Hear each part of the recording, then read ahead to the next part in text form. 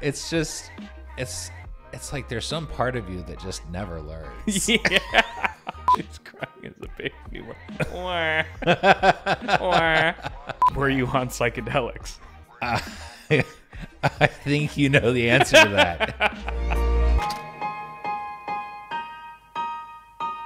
If you could buy a remote mute button for my ass, Ooh, I'd buy that button. that'd be nice. It's like the movie Click with Adam Sandler, but it just controls your ass. If you want to speed it up, slow it down. And welcome to whatever episode this is. A pause would have been really nice the other day. We were hiking that mountain, and I had to shit. I had to turn back halfway during our hike because I wasn't going to make it. That was not unexpected, though. And I even packed. You planned for that. I even packed toilet paper just in case I couldn't make it. You felt your stomach reach Max capacity. the breaking point, Yeah. and you're like, okay, I go this far, and no Yeah. further. Dude, I felt I have to turn I back. turned into an old man by the end of it. Like my legs were shaking and stuff. Like I could barely like stand up straight. I had, Yeah, like, no, that hike kicked my ass too, but I was not your literal ass though. no, unlike some people, Count your blessings, dude. it was a good workout, Oh yeah, no, it was great. and it was a great view. It was a nice breezy day, so there wasn't a bunch of smog. You could see Yeah. downtown LA. It was clear. It was clear. That's the reward you get for putting yourself through the pain of hiking. Is the higher you go, the more rewarded you are with a view. That's the thing about life, man. Is the more effort you put in, the more pain you endure, the longer you get to endure it all. Yeah, That's your reward. yeah. But You suffer so that you can suffer more. but occasionally, it's a smoggy day. You put in the work and you don't get shit. Yeah. You get a really bad. Oh yeah, view. no, my description is like the best case scenario. Yeah, yeah. You got lucky. Yeah. That's No, just- it was But it was good. you created your own luck by doing the hike I did. at the right time. Luck is just a little bit of effort plus the right timing. Now, how did your stomach deal with the sushi and the ice cream post hike? Not well. You notice I was in the bathroom after we ate sushi? I was in there for a while. You were actually. I was in there for like a good 10 minutes at least, maybe 15. So that was a fast reaction. I mean, instant. That's unfortunate. Yeah, I got to get that checked out. I love how we're just doing like periodic updates for the viewers at home on my Your like gut. my ass needs a Twitter account so it can just update people real time. Like, Oh, dude, your ass would be like so far down on the volume yeah. in terms of there's other asses out there that Oh yeah, no, I can't compete with all the there's ass out there. there's people with assholes that are literally like extra pockets. Like they can actually store stuff in there. What do you mean? If you have a surgery to create an ostomy where your bowel gets redirected to like a hole on your side that you put a bag over, and that's where your poop goes. Oh wow. Because your bowels are so deeply fucked up and Yeah. dysfunctional that part of them is just has to get removed. You have to have a detour. You have to create It's literal it's a, detour in it's your a full body. detour, and then it's not like they remove your asshole. They just they basically just tie it off. So then you technically so have the cleanest asshole. well, if you go and like power wash it, yeah, I guess. Well, yeah, but then once you power wash it, there's nothing. It's clean. It's pretty much clean. There's no shit gonna be passing through it. Yeah, but it's a So it is a pocket. it is, but it's a wet and Yeah, no, biologically active. it's not the most ideal place on your body to store things. But it's Unless you're going to it's prison. a one-way street. Like you could put something in there and not worry about having like being able to get it back out. Right, potentially. But it'd be much nicer if you could do the same thing like in your armpit or something. Yes, You know and what I mean? and not have to poop in a bag. Yeah. There's a lot of things that could be optimized with the situation, but it would be a lot easier if you're just in public and need to access that thing that you've stored to just reach it out of your armpit as opposed to be like, oh, hold on 1 second, and then just dig into your ass and pull out like a mint. Like that probably wouldn't go over well with most people. You might get kicked out of some I can think of places. a couple of people I'd do that for. Do it for like Yeah, like I kept this mint in my ass just just for for you. you. That's what you call true friends. Well, you can just share mints out of your ass with each other. That's Not for my friends. That's the thing. Yeah, you have to excuse yourself. Be like, sorry, I have to, and then you have to reach for the mint in private. Otherwise, like, you know, the jig is up. No, but it would be very cool to have like a body modification where you get like a skin graft. Yeah. To create like a pocket, just made of skin. That'd be cool. Like a little, like you're a kangaroo. Yes. Yeah, just have like a just little pouch. Right. I would keep like a little bearded dragon in there. Like those are so scratchy though. Oh, you're right. Wait, That's hold on. That's a scratchy. But like, hold on. Are there any nerves? You could Do have any like nerves in it though. Yeah, if it's I don't know if our skin grafts generally they have they can preserved be. nerves. That's a good question. I would expect that you could have Maybe it fuses with your skin and some of it comes back. Sometimes some when feeling comes when back. Like sever a nerve and then give it a chance. Yeah. It will find a nerve and reconnect. Right. Then you'd want like a little something soft, like the best animal to have, the best living hedgehog. thing. No, God, no. That's the only thing I can think of that's worse than a bearded dragon. No, you put the hedgehog in your ass. that's where at that point it becomes pleasure. Okay, good luck with that. I would imagine because my ass itches all the time. I feel like having a hedgehog up there would just be like, you know, just like a never-ending back scratcher. So for I'm your going to ass. get you a toilet brush that looks like a hedgehog, and that's you know not what as that's fun, for. That's fun though. I want a hedgehog, dude. That way I can just like, you know, just every now and then just like feed it, just like get a little bit of get some like vegetables and just like cram it in my pants. You don't know what hedgehogs eat. I know. I just They guessed. could be carnivores, and you have no idea. That'd be weird, just putting some steak down your pants. That's just a good waste of steak. I would never body pocket an animal that is a carnivore. It would have to be a vegan. It'd have to be a vegetarian. Nothing interesting. Let's try to go an entire episode without talking about anatomy. That's definitely not going to happen on this episode because the topic of today is crazy medical conditions. Okay. All right. Well, then we're in it. Yeah. Let's do it. It's perfect. It's actually the most perfect intro that because like there's probably a medical condition out there. There's so many weird ones, and I have a giant list of a bunch of them. But I think one of them would be having like being born with like a pocket, like a body pocket. You know what I mean? Like just a loose piece of skin that you can actually stuff stuff in. Which I think that'd be a cool one. I think that'd be cool because it's useful. Depending on where it is. If this was X-Men, yeah, I would take that mutation in a heartbeat because I would get the mutant card. Right. But I wouldn't be a threat to anybody. I would just be like, look, I can store some change. Yeah. Right. Yeah. So you'd just be like a little useful. Yeah. Yeah. Like, oh, you need a mint. Yeah. I got you, dude. Yeah. Or like sneaking drugs into Coachella. You know, no one's gonna check your left elbow.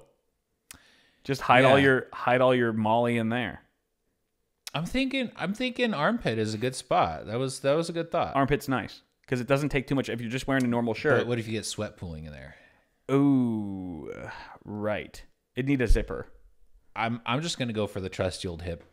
Yeah. Hip's good. Hip's good. Go for the hip. Just push down the pants a little bit.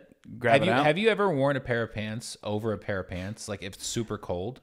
Yeah. Like I've worn like thermals and then pants over that. Have you ever had like stuff in your pockets and then you just are like lazy, so you put a pair of pants over that, and then you have stuff in your inner pants pockets, but it's not in your outer pants pockets. Right. So to get to it, you have to like reach in there and yeah. So you got to wrangle it around. You got to like peel an onion to get whatever's in there to get to your phone. Yeah. To check your messages. It was basically like that. You just get another layer of pocket. Right. You just got to, But that's a prime place for things that you don't want found. You know. What are the things that you don't want found? Oh man, I don't know. Where do you even begin with that? Literally anything. What are the things that you do want found? What would you want someone to find on you in your skin pocket? Jack in the Box. Like a French fry? You can't fit a Jack in the how big of a pocket are we talking? Do you know what a Jack in the Box is? Oh, like the little cranky thing? Yeah. That'd be a wild thing to find in someone. To find a Jack in the Box in someone's body. Yeah, just a troll pocket.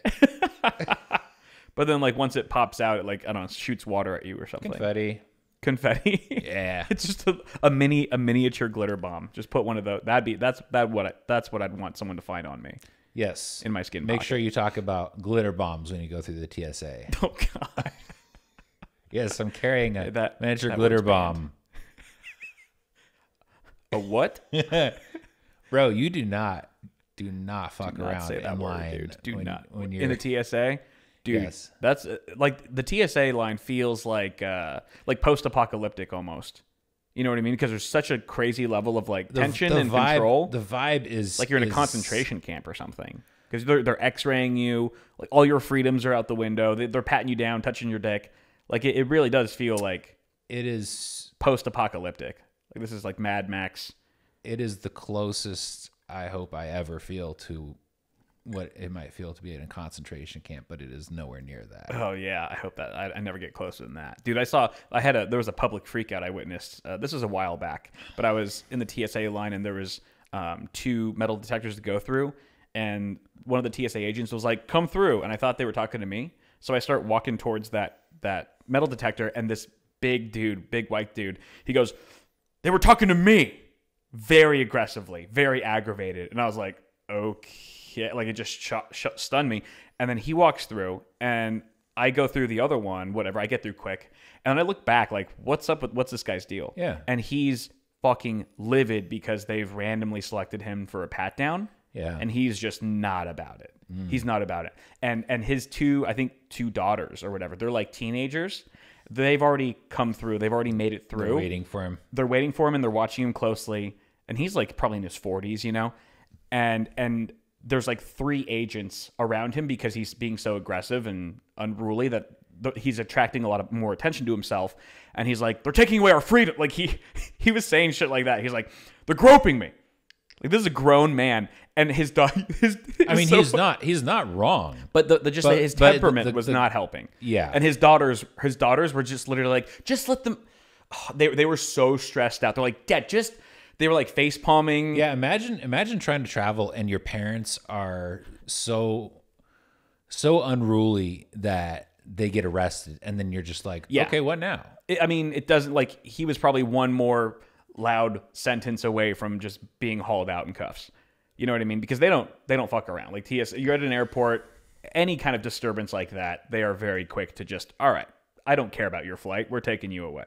I have seen a video of a body cam video of some people dealing with somebody who was, they were drunk. They didn't pay their bar tab so they had already gone through security. They were in the airport. Yeah. And they didn't pay their bar tab at the airport. They were sitting at their gate, and they had just dashed on a bill from one of the bars in the airport. Terrible place to and they had dine and dash.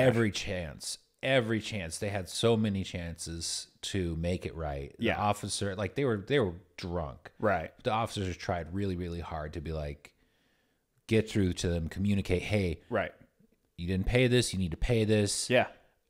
They gave them 20 chances, and they just were too belligerent, right, and uncooperative and got arrested. Yeah. Oh my God. You witnessed this? I didn't personally witness just it. Online. It was like, you can watch a lot of interactions with police and civilians. Oh, for sure. Through body cam footage. Yeah, of course. But it's always just way more fun when you get to see it yourself in person and be like, it's like not me. It's like everyone reverts back to like classroom, like brain, where you're just like, everyone in the room's like, oh, yeah. Everyone's looking at each other like, oh. You ever have that moment where like there's a public freak out and someone's in trouble with the authorities or whatever, and you just look at a random stranger and you both just like connect eyes and you're like, oh shit, this guy's fucked. Yeah. It's definitely. Just like being back in 6th grade, 7th grade. Yeah. It's so funny. Yeah. The airport is such a terrible place for so many reasons. It is. I try not to think about it. I just, just look forward, do your thing. One of the first things I do after I go through security is I go to the bathroom and I wash my hands, and then I go to the bathroom. And you like, yeah. So you're not touching, you're not getting all that shit on yourself, right? Because my genitals are cleaner than everything else that I just touched. Exactly. Yeah. So you know where that's been, at least. Exactly. So I wash, because usually I have a water bottle, right? And I get to security, I'm like, I have some water left, so I have to chug it. Right. And by the time I'm out of security, I have to pee. So the first thing I do is I go to the bathroom and I wash my hands real good, and then I use a urinal, and then I go wash my hands again. Yeah. And I continue to my flight. Yep. I was like, it is surprising, honestly. It's like going through security every time I wash my hands after going through security, and I just had a shower like that morning, right? But going through security, as soon as I'm done and I'm washing my hands are filthy. Right, and you can see the dirt. Yes, in you the can see water. the dirt in the water That's coming off gross. your hands, and That you're is like, gross. ew, give it another run, and then use the. Sometimes the you see a little bathroom. blood just trickles in. You're like, where did that come? All right, Yeah, it's sketchy, dude. It's they're sketchy. they're stressful, and you can feel that you're in a place where your rights are really like, because your rights are restricted in a lot of ways in a lot Definitely. of places, but you feel it the most. It's Yes. the most visible, Right. and palpable in an airport. Yeah, and you can feel everyone else's stress too. Yeah, It's not just you. You can feel the tension between like the airport staff, the TSA agents, and the people. And like the TSA agents, at least in LAX, they're always just like so mean. They're always Yes. so like aggressive, which I get because so many people here are They have to fucking de- dumb. they have to deal They're with the so public. dumb. They have to deal with like the shittiest, dumbest people on earth. and And they've been doing it for 8 hours that day. You know, and so like you have to treat everyone by the lowest common denominator. Like they just assume you're a dumbass too that's not going to follow instructions. And it cuts both ways. Like the TSA is not known for its exclusive hiring, Right. practices. Yeah, Like, right. They are not hiring the best and the brightest. Right. No insult intended if you work for the TSA. It's a legitimate job. That's so true though. But I'm pretty sure if you do work for the TSA, you understand that some of your coworkers are dumb. That's literally like it's either like the same people who work in fast food work at TSA. Yeah.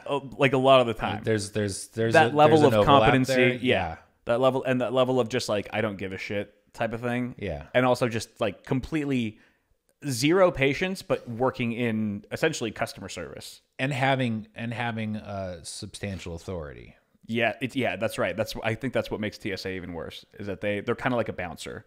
You're just that's what it is. You're it's at their whim. It's a club. So- You're with a bunch of club bouncers. My strategy is to try to show up early, and it's the same way that I deal with traffic.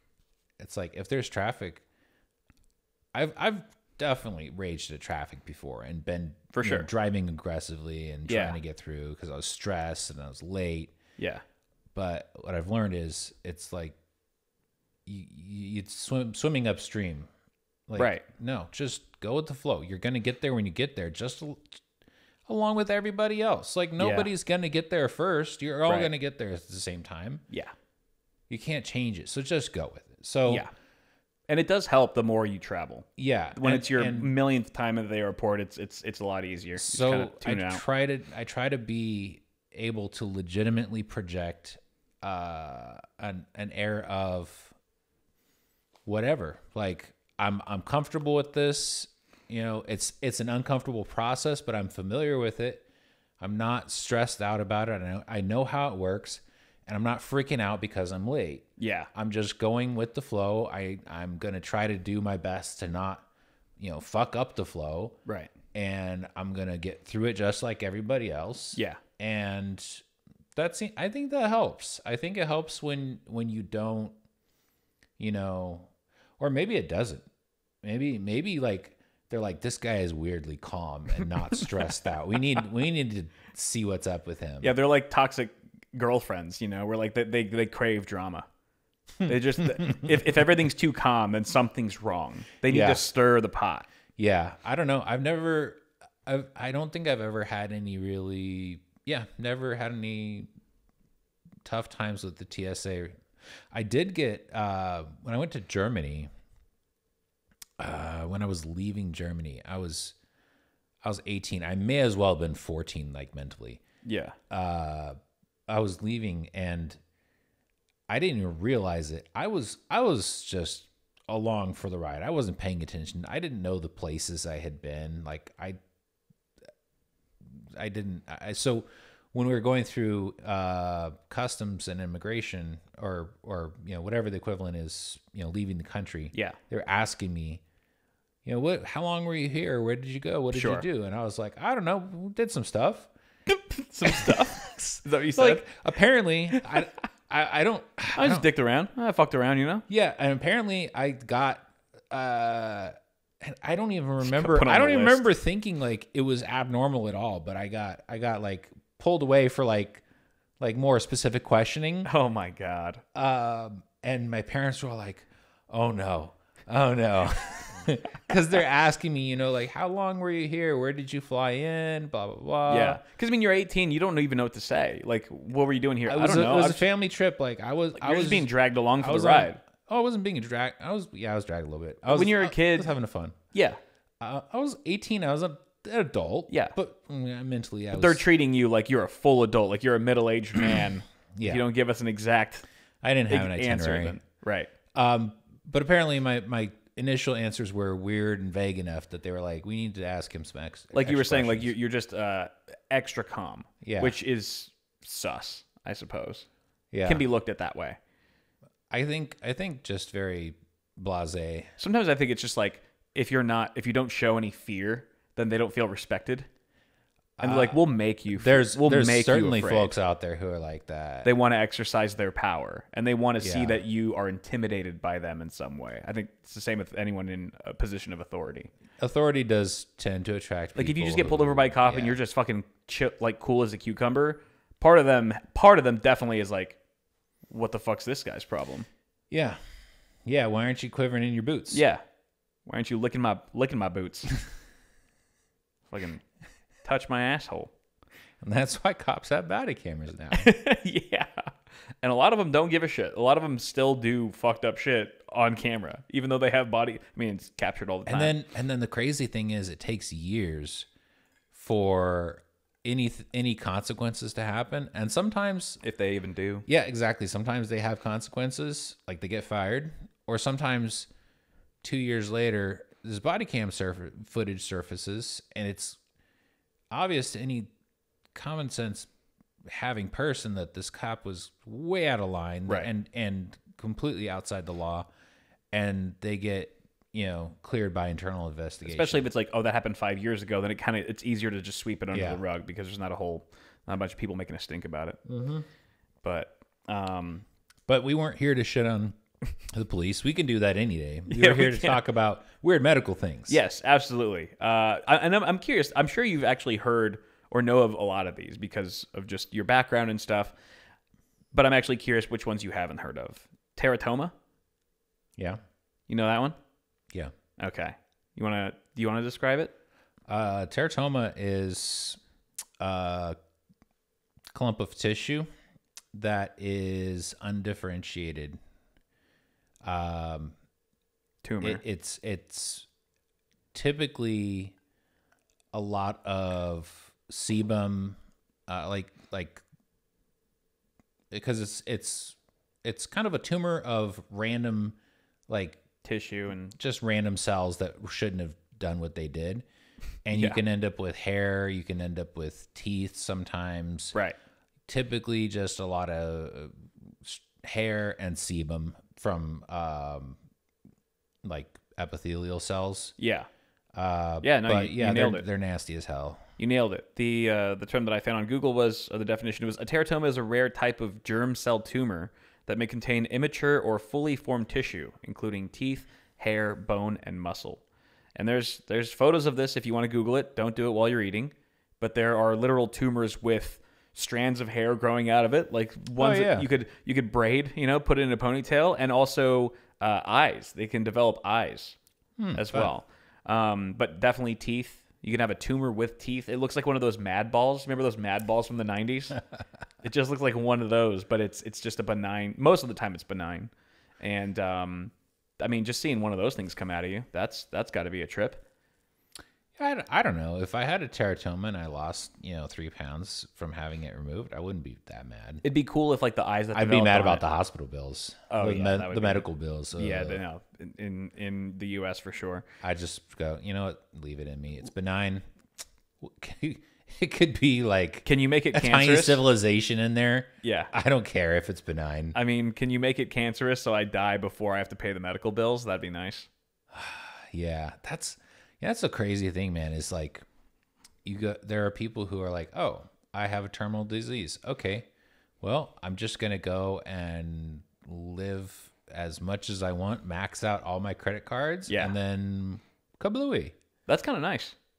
I mean, that's kind of nice because if you don't want to like leave your family in hundreds of thousands of dollars of debt, right? Then you're like, I'm just gonna have one last hurrah, live my life. I mean, live a fuller life within that, let's say 2 years than you may have ordinarily lived otherwise. You know, the quantity of life in that 2 years has got to be incredible. If you just max out everything, quality. It's about quality for sure. That's a cool take, I think. Yeah, and it's sort of a noble one if you just you're doing it partially for your family.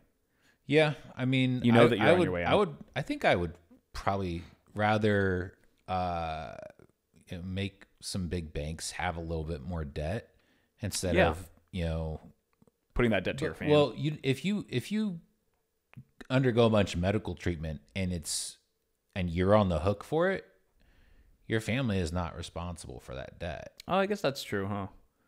Yeah. Well, unless you're using family money to pay off, which does happen, certainly. Like, definitely, it would be really hard for your family to not try to exactly assist you that way. Right. So basically, if I had a terminal condition and I had a couple years to live, I'd probably do something like that, and then take your family with you. Travel the world, hang out, just pimp them out, but not all the way. Not all the way. Yeah. No, you gotta leave most of it for yourself. Yeah. No, I mean. Oh, take them with you. Yeah, good clarification. Yeah, you don't want to do a murder suicide in the process. That wouldn't be good. No, I actually think that's personally. I think that death with dignity laws are a real good thing. Ooh, this is a good question that just came to mind. Kind of digressing here, but what do you think about like mercy killings? In what context? Isn't it like legal in some states where if you're suffering, you're in pain, whatever, some condition, you can just get euthanized and have someone basically kill you because you don't want to suffer anymore? Yeah, it's very controversial. Context is important because I was like okay, on the battlefield or what? Just down the street, you see some homeless guy. You're like, you know what? I'll help you out, buddy. Bang. No, I mean like with the clinical, doctor and stuff. I personally think that is it's a really important issue to acknowledge and talk about. Yeah. My personal opinion is that you should absolutely have the right to, live your life or choose to end your life on your own terms. Yeah. And I think it's really sad that there are a lot of people who get to a really dark place, mentally, and they choose suicide. Whereas if there were more of an emphasis on, yes, if you are intractably ill and you are suffering can be invisible. Yeah. You can be in a massive amount of physical pain or psychological pain and not have any outward symptom. Right. That's visible. So it's crazy for somebody else to make that decision for you when you're the only one who knows what it feels like. Right. But and it's your life. Yeah. Also. So basically, I know in the state of California you can have, it's a complicated, thing, but it's basically you get a drink that knocks you out and stops your breathing, and that means your life is over. Is it? And so it is legal in California? Yes. Oh wow, I didn't know that. I thought California was one of the illegal states, but I didn't do any research on it at all. So, yeah, and it's, I think,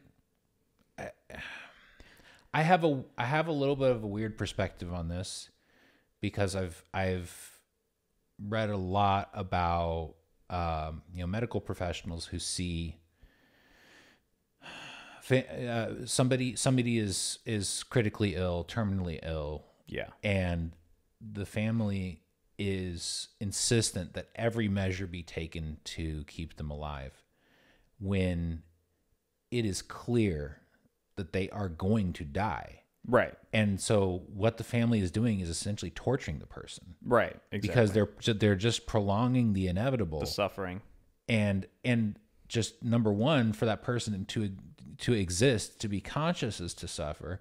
Number two, the medical intervention that is needed to keep them alive becomes extremely invasive and extremely uncomfortable and unpleasant on top of what they're already dealing with. Sure.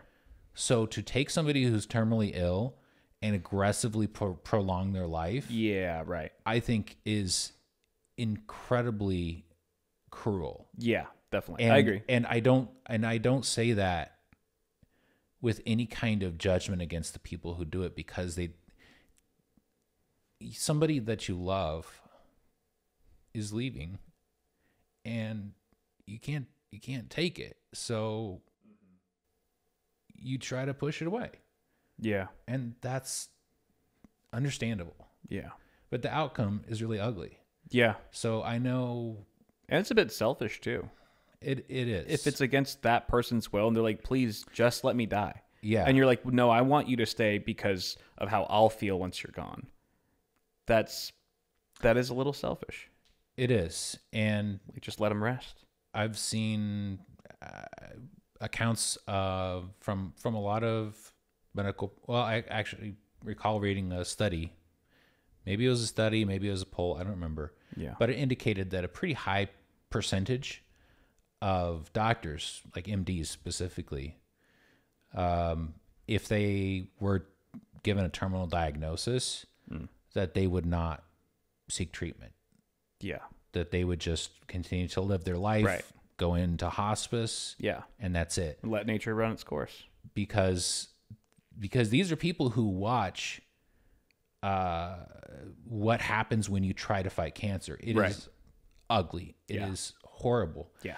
And they have seen enough that they go, if that happens to me, I want to have as much quality of life as I can until I don't have any life anymore. Right. I don't want to spend, potentially years suffering only to be, overcome by this illness. Yeah.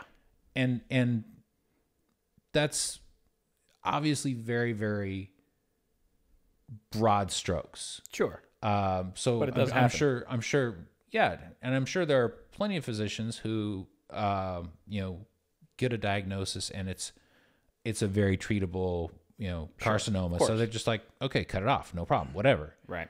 But, it's metastasized. It's in your liver. It's in your lungs. Yeah. Right. It's in your kidneys. It's in your bones. And they go, okay, well, that's game over. I'm just going to try to have as much life as I can right. and make the most of it. And that's it. And sometimes when you, if for certain diseases, conditions, or whatever, like by the end of your life, you're not even you anymore. Like you've changed, like your brain might not be there. You might be consciously, like you might just be gone. Like you're here, like the lights are on, but no one's home. And that's also very hard. I mean, obviously that's pure suffering for the person experiencing it, but it's also terrible for anyone in their lives who has to witness it. To like, that's the last memory that you have of that person is just being like just corroded down to the bone.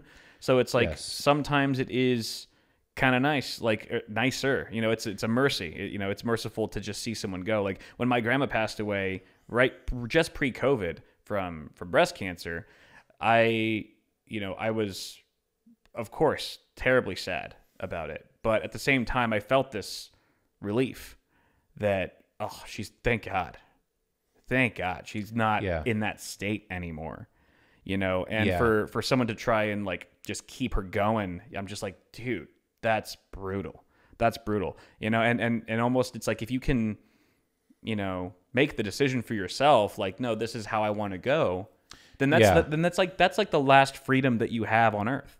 It's the last choice you get to make with you and your family or whatever. And then I think that's there's something nice about kind of knowing like, all right, this is we've called it, and we're gonna have one last get together, whatever, however you want to do it, as opposed to like just waiting for the phone to ring. Like, oh, so-and-so's gone now. You're like, shit. You know what I mean? Right. One notable case was Terry Pratchett. He was a outstanding and prolific author, and he had, I want to say Alzheimer's, dementia, Alzheimer's, and it was caught fairly early. So he was quite cogent, and he made the decision like I want to die with dignity, and very unfortunately he delayed until the point where he was not deemed mentally competent to make that decision. So he was not able to take that procedure. He had to just, he didn't have mental faculties to make that decision anymore. So the disease had to take its course. Yeah. Right. That's why you appoint a power of attorney in that case, when you're no longer, able to make a decision for yourself. You go, I trust this person to make the decision for me in that event. Yes. But, I just put you as my emergency contact the other week. Really? I was looking that's very nice. I was looking at my phone and I was looking at a few people, like most of my family, and I was like, you know what? The only person who actually is really close is like can get to me within a few hours. It's more of a proximity thing. Like, well, Kyle's there. And I trust you to have mostly my best interests in mind. How can I manipulate this? Can we make podcast Doctor? Content He's always been ashamed of his left big toe, and he really wants to get it removed. Do you think I actually have a coupon for a free toe removal? Can you just cash that in? I'll do it myself. You don't even have to. I'll help you out. That's very moving in a way, because it's like it does show a deep level of trust, and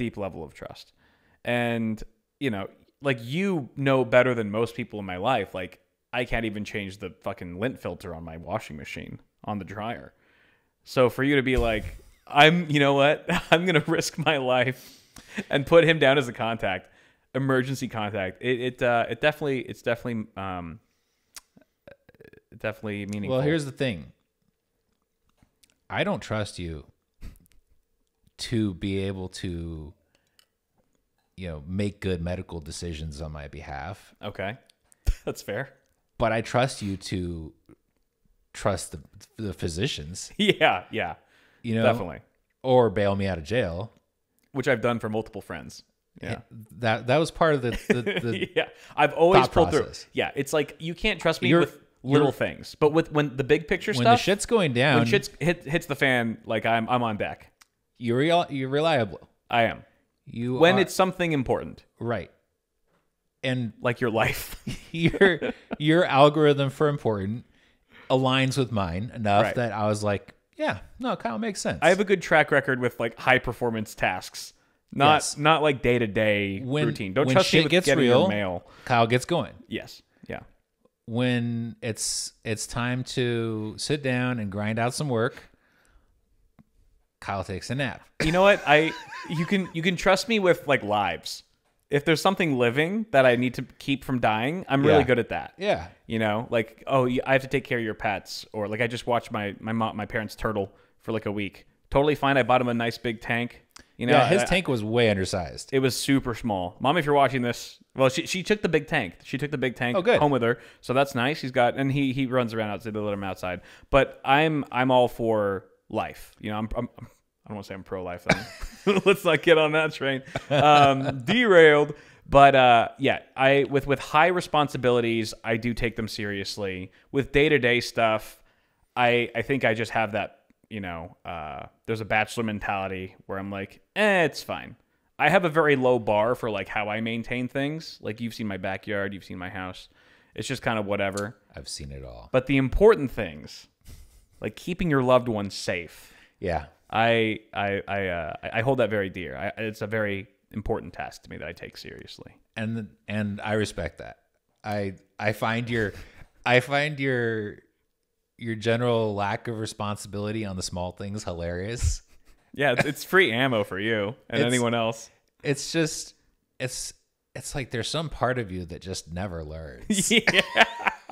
I think that's like, isn't that like the definition of insanity? Like someone who just keeps doing the same thing over and over. Well, the difference is for you, results. it keeps working. You keep doing things the wrong way, and it keeps working. That's very out funny. Okay in the end. That's what Mel says about me all the time. She's like, you slacked off and you were just a big degenerate your entire life, and things have just magically worked out for you. I've tried so hard in my life. Things are so shit. How the fuck did you get so lucky? I think luck is Lady Luck. Is the gods? a thing. It's not Jesus? something that you bring with you to the casino. It's just something that the universe throws at you. Yeah, dude. I'm like maxed out on luck. I think that was one of my beginner stats, you know? Yes. My starting Pokemon just had a shit ton of luck and just no other redeemable qualities, but you know, the luck gets me through. Some luck, some charisma. A little bit of charisma. Like, dude, you get pretty far with luck and charisma. Yeah. I played some RPGs where I just maxed out on those. Yeah. Just smooth talk your way into anything. Pretty much. Yeah. Just hope it's not a big battle. It's just you can't charisma. Actually, you can. You can charisma and luck your way out you of can make a bunch of fights. friends and convince them to go with you. That is true. Synesthesia? Oh. Synesthesia. Sorry. Synesthesia. Yeah. Good job on the pronunciation recovery. I am learning. Synesthesia is a phenomenon that causes sensory crossovers, such as tasting colors or feeling sounds. Some people describe it as having wires crossed in their brain because it activates two or more senses when there's only a reason for one sense to activate. It is wild. Yeah. I actually met someone who works in tech on the YouTube side who said his girlfriend has that condition. I'm not going to try pronouncing it again. But you got it once. One and done, dude. Yeah. One and done. One shot, one kill. But he said that he will his girlfriend will see like words or names as numbers. Yeah. Or even any words like cheese. Like he was like, oh, like she'll like say cheese, like cheese. Oh, that's like 33. Like that's such a round number. The brain is so fucking and she does this all the time, and I'm like, that's so crazy, dude. Yeah, that is so insane. Imagine every color is a flavor. Yeah. Dude, okay. Or every number is not the number has a color, but the number is a color. Right. Like the way that you perceive one. Right. You see that's one. Green. That's green. And in your mind, you're seeing the one on the page, but you're also in your mind you're perceiving that green is present. That's crazy. Do you think the number one also looks green to them, or it's just a projection in their mind? I don't know. That'd be interesting. I have experienced since. Yeah, see, it's a tough one. Synesthesia. Synesthesia. Yeah. And it is fairly mind shattering. Yeah. Were you on psychedelics? I was hearing colors. Okay. Like I was hearing what I was looking. Were at. you on psychedelics? I think you know the answer to that. So what did you hear? What you heard colors? Like were you what do they sound like? Just ringing like frequencies? Kind of. Yeah. Or notes. Just subtle notes. Like I actually was messing around with some PC parts. Yeah. and there was a cable, like a power cable that was red, yellow, and black cables, and it was like those three colors was like three different notes playing at the same time. Oh yeah, like three keys on a piano. Kind of, yeah. And it was kind of like harmonizing with each other. Yeah, that's sick.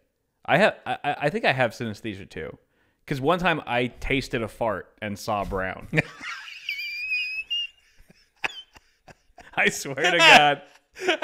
I swear to God.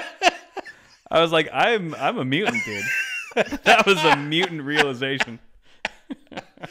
All right. I'm glad that joke killed. Oh man, It's holding that one in. Fibrodyplasia. Fibrodyplasia? Fibrodyplasia. Plasia. Ossifications. No. Ossificans. Fibrodysplasia?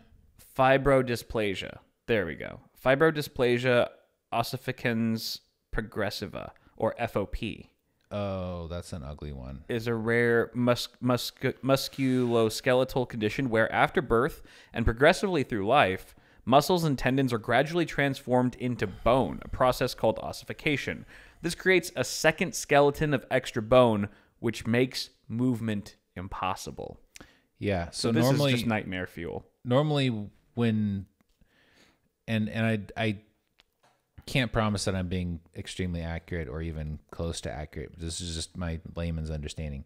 Like generally speaking, when like say you work out, you take a hike, you damaged your muscles. That's why they hurt, right? Yeah. And it's the process of damaging your muscles and putting stress on your bone that then stimulates your body to repair them. Sure. And get bigger. And your body will repair them to a little bit better than they were before. Yeah. With this disease, that process malfunctions, and when you damage your muscles, they, instead of getting repaired, they get turned into bone. That's insane. So even just like, a workout would mean potentially radically progressing the severity of that Mother of God. Yeah. Condition. I was reading up on it a little bit. I mean, it sounds horrible. Like people who have it have to decide what position they want to be in by the time they fully solidify. If they want to be sitting or lying down. Get fossilized alive. Right. So you got to choose. Do you want to be sitting and or do you want to lay down? Yeah. It's an insane choice to have to make.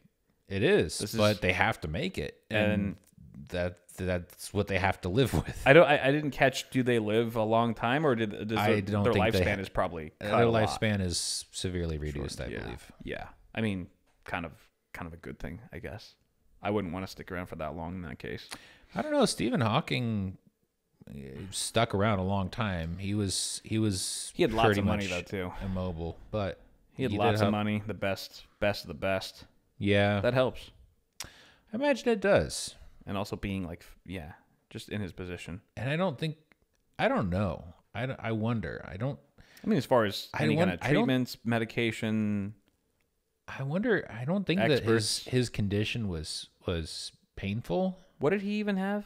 It's commonly said that he had ALS, but the thing that casts doubt on that is that ALS is usually, without exception, fatally progressive. Like, okay, it doesn't just leave you paralyzed and then stop. Like, well, dude, like I said, maybe he just had enough money to make it stop. You know what I mean? He's an asshole if he did that, because he should have shared. Yeah, like that knowledge. But right. It's he was clearly paralyzed. Yeah, but it's not clear exactly what caused that, because if it was really ALS, the current understanding of ALS, my current understanding of ALS is it progressively paralyzes you to the point where you can no longer control the muscles that make you breathe. Like you can't move your diaphragm, so you cannot make yourself breathe. Right. So, but Stephen Hawking could still breathe up until the end. Yeah.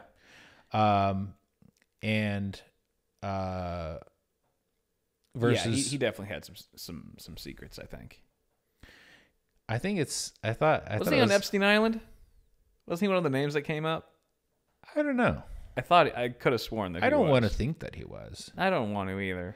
But I mean, he was. Bill Gates he did hang out with some movers and shakers. Yeah. I don't think you get that to that level of I thought it was power. Cool that he had a party for time travelers. He had a party for time travelers. What was that like? Well, he had a party, and then later he announced that party. What a nerd. So the idea was, what a nerd. They all had it. If there were time travelers, it didn't matter when they got the invitation, they would be able to show up. No, according to him, nobody showed up. That's pretty funny. I thought it was cool. That's like cool. whether it was just a clever anecdote or he actually did that. Either way, I like it. It's a cool, smart guy publicity stunt. Yeah. Well, I mean, it wasn't a publicity stunt in at least immediately. It was like a refractory after the fact. Gotcha. So maybe kind it's of event. A smart guy joke. Yeah. That's cool. Yeah. Dude's cool, I guess. Was he born like that? In a wheelchair? Like with ALS? No, he he just came out with the auto tune and everything. Just a laptop came out of his mom's vagina. Doctor was like, "Congratulations, it's Adele." I think he started having to walk with a cane when he was in college. He's crying as a baby. You're still on that. Oh God, sorry. You crack yourself up. Oh, hilarious. Oh man. Yeah, so I think he started experiencing symptoms when he was in university. Okay. And started having to walk with a cane. God, that's. I think that's worse. I think that's worse. Experiencing like normal life first, and then just having it all stripped away from you, as opposed to just like this is the only thing I know. It's like being born blind versus going blind after. Actually, that I think there's different from condition to condition, because I would at least like to know what people look like, what things look like, you know. Yeah. Like I'd like to have that experience first before going blind. But well, with ALS, I'd probably just want to be at 100%. One thing that's interesting is if you're born blind, sometimes you're born blind and there are procedures that can actually enable you to see. Yeah.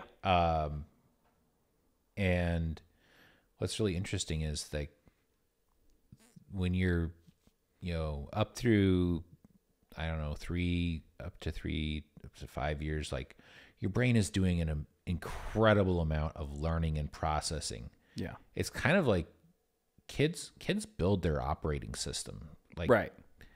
That's why they can learn languages so easily. So they learn 5 languages. Yeah. And so part of that process is visual processing. There's a huge portion of your brain dedicated to visual processing. Right. You basically have like a GPU in each hemisphere of your brain. Yeah. That is processing the data from each of your eyes. Sure.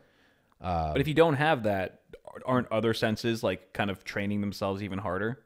That's why you have people like blind people with just crazy senses of just like, they know you're like there. It's like a normal person would have no idea you were way over there in that exact direction unless they could see you. That's definitely an interesting point, and that's worth talking about.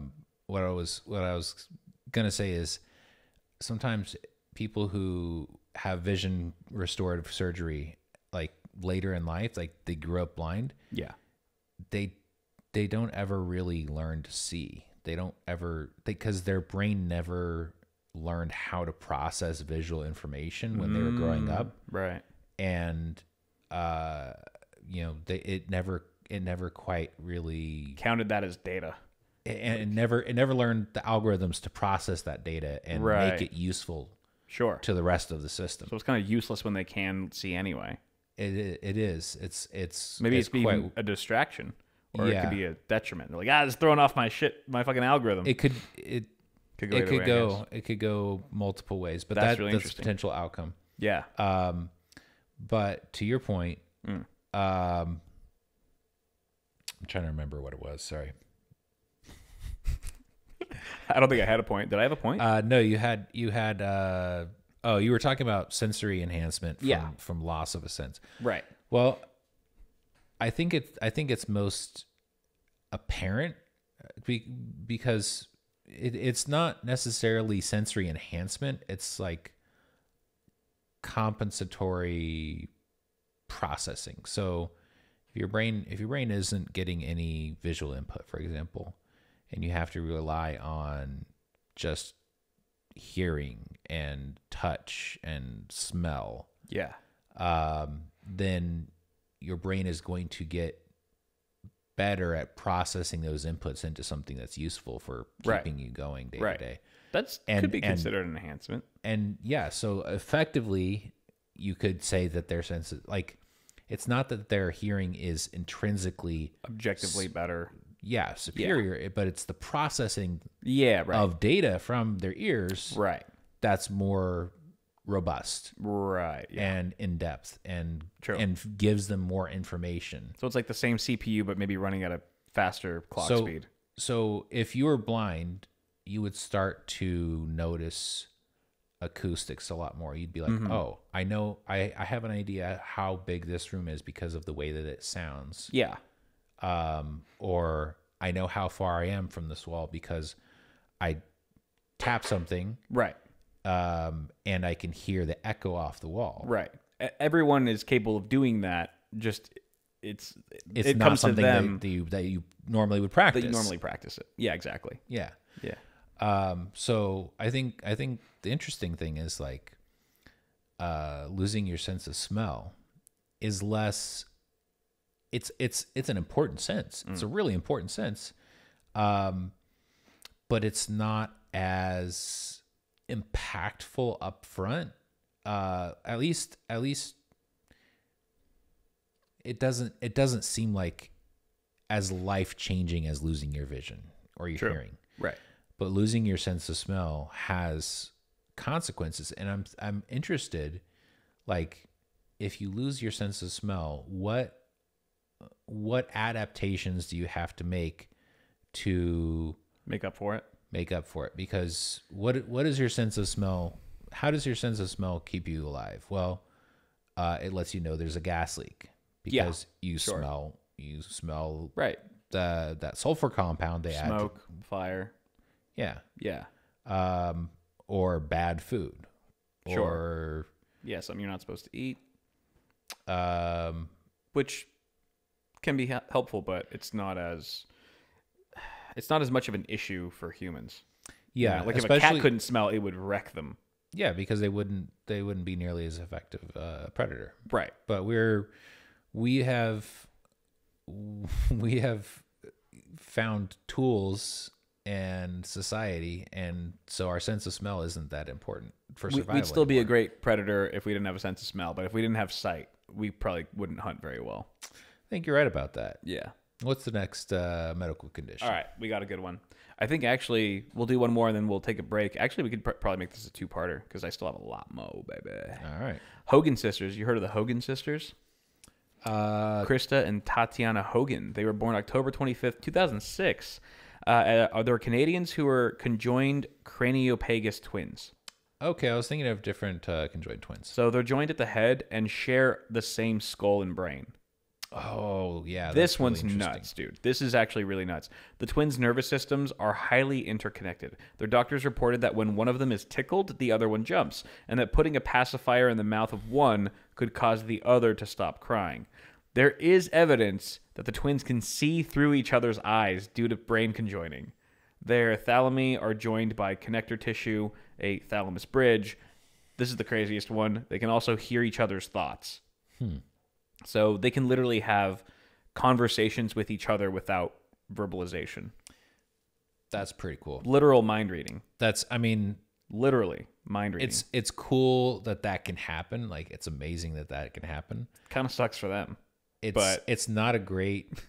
I mean, situation. but it's a life. Every life is unique and again, worthwhile. And again, like if you're born that way, you know nothing else. Like it doesn't make a difference. Like they're cool with it. Yeah, I would assume. I mean, we're just making decisions for them. What you're born and grow up with tends to become normal for you. So yeah, normal is highly subjective. Yeah, but I mean, can you imagine like?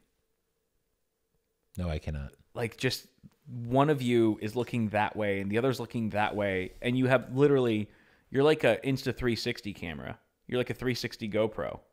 You can see all around you at all times. That's a huge tactical advantage. That's just useful. Yeah. It's nice. It's nice to be able to see 360. Tactical advantage. Just imagining them with fucking assault rifles. DARPA is just like, how can we get people extra eyeballs implanted in the back of their head? I wouldn't be surprised if they've tried, dude. I'm sure that some scientists are looking at that conjoined twin going, how do we get us some of that? That's the thing, man. The human brain is like the human brain is like the ocean. Yeah. It's like there's so much infinite there's deepness. so much that we don't understand. Yeah. There's so much space. And it's really important. Right. And it's full of very, very impactful things. Yeah. And we've spent a lot of effort studying it, and still Right. there's so much that we don't understand. Yeah. It is like that's a good analogy. Or space. You know, it's just like infinite. It seems like you'll never know enough. I mean, it is finite. You could I guess so. Yeah. Unlike space, the ocean is finite. Yeah. And either with enough computing power, you could Unlock it all. You could model a brain or the oceans, Right. Down to a pretty granular level. Sure. We're not there yet. But then you But also we don't know. could be in our lifetime. But you also don't know if there's like the existence of a soul that like goes beyond a physical brain. Right? Like you might be like maybe knowing 100% of the physical brain is still only a part of the puzzle. Maybe it's not. And that's just where we begin and end. But there could be Now we're a getting all whole fucking there could be a whole philosophical field of shit. physics that has to do with consciousness and how consciousness interacts with matter. yeah.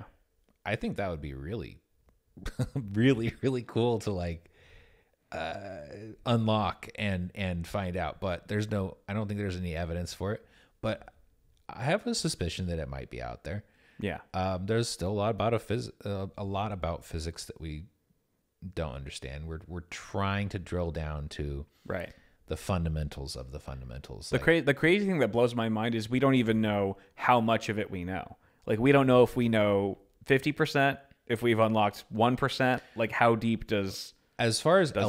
like elementary particles, they're at the point now where they're trying to model 10-dimensional objects that's just fucking crazy. that then represent fundamental particles like quarks and gluons and muons. Right. And you know, they're trying to basically model these 10-dimensional topologies that then project the right force to correspond to, okay, this could be a gravitron, or this could be a tachyon, or whatever. I didn't know about that until recently. I thought they were just like, okay, we found the subatomic particles, then we found the particles that make those up, and then that's as far as we're going. That's all we got. Yeah. But physics keeps going, man. It's like infinite almost. It might be infinite. No, it's not. Oh, really? There's something called the Planck length, Oh, right. That's like the and pixel. it's the pixel of the The universe. universe. Right. That we know of. Okay. You know, For now. But For now. but we've been wrong before. yeah. We've also been wrong before. I mean, it's a pretty solid. pretty solid theory. Yeah. All right. Well, you know what? This is fascinating, but we're at time, so can we continue this for the next one? I think All right. I think a part 2 is warranted because we only got through a third of the medical shit, maybe a quarter. So we'll pick this up on the next ep. All right. Y'all will be there, I trust. And if you haven't rated us yet on Spotify or Amazon or Apple, do so, please. It helps us a lot. That's the only way that this show gets discovered, really, is with ratings. No one's going to watch a podcast with 0 ratings, guys. And shout out to the people who have already rated us, given us good reviews. But thank you very much for rating us. Thank you for watching. We will be back with the next episode. We'll continue this conversation. This is just the beginning. We'll see you guys next week. Later.